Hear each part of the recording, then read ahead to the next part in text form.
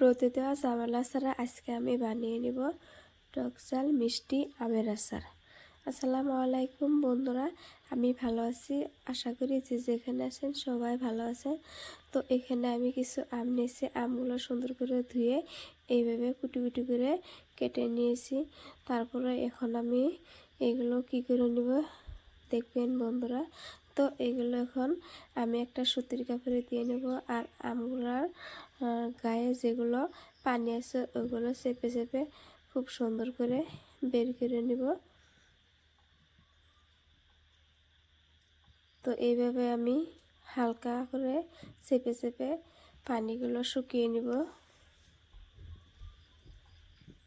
যাতে আমগুলার গায়ে একটু পানি থাকে না।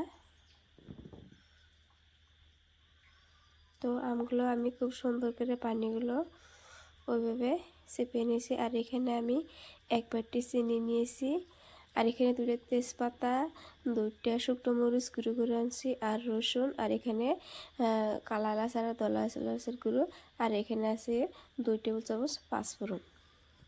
পাঁচফোড়ন আমি হালকা গরম করে ভেজে নিয়েছি।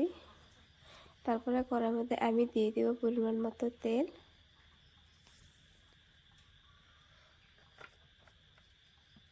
যেহেতু আমার সংখ্যা কম সেজন্য আমি অল্প পরিমাণ তেল দিয়ে দিলাম, আর 2টা তেজপাতা এখানে দিয়ে দিলাম। তেজপাতাটা হালকা করে ভেজে নিব।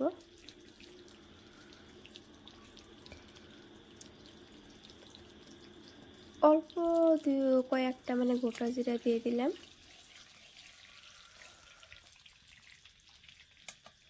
তারপরে এখানে আমি আমগুলো দিয়ে দিলাম।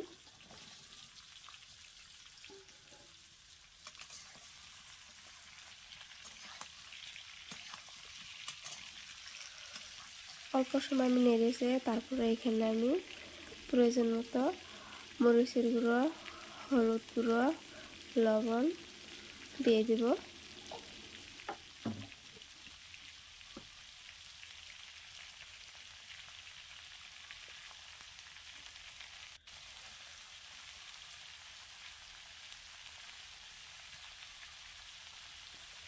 লবণটা স্বাদ মতো দিয়ে দিলাম।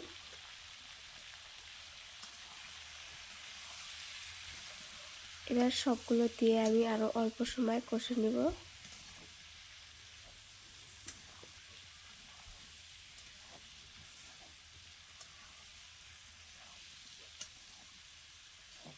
অল্প সময় কষানোর পরে তারপরে এখানে আমি চিনি ঢেলে দিব।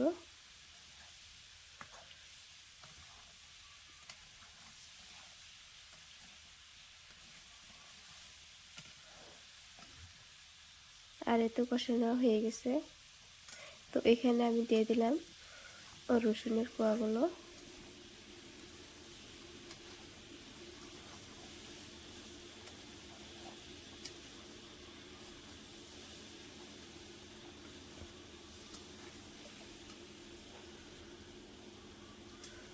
আমগুলো প্রায় আধা সেদ্ধ হয়ে গেছে, এখন আমি চিনি ঢেলে দিলাম।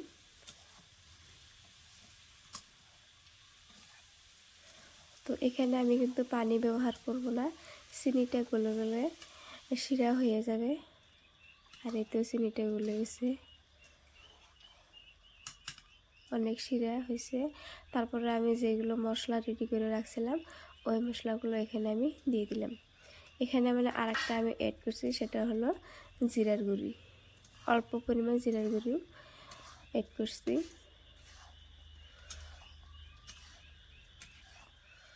তো এই আমের আচারটা বানাতে বেশি সময় লাগে না, মাত্র 10 মিনিটের হয়ে যায়।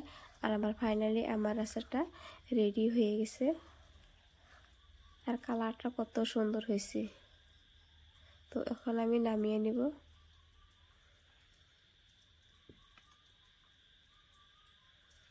নামানোর আগে দেখে নিলাম সিদ্ধ হয়েছে কিনা। তো সিদ্ধ হয়ে গেছে।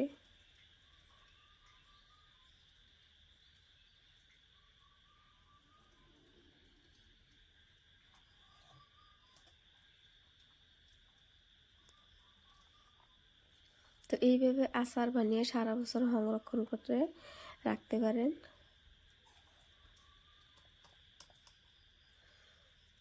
আর আপনি যদি সারা বছর সংরক্ষণ করে রাখেন তাহলে এর মধ্যে আরও একটু মানে সর্ষের তেল যে আছে ওই তেলটা গরম করে ঠান্ডা হওয়ার পর ঢেলে দিয়ে রাখতে হয়। তো এটা আমি ফ্রিজে রেখে দেবো, সেই জন্য আমি আর তেল ব্যবহার করব না। ফ্রিজে রেখে সারা বছর খাইতে পারবো। তো আমার টক ঝাল মিষ্টি আমের আচার বানানোর রেসিপিটা কেমন হয়েছে বন্ধুরা প্লিজ কমেন্ট করে জানাবেন। সবাই ভালো থাকবেন, সুস্থ থাকবেন। আল্লাহ হাফিজ।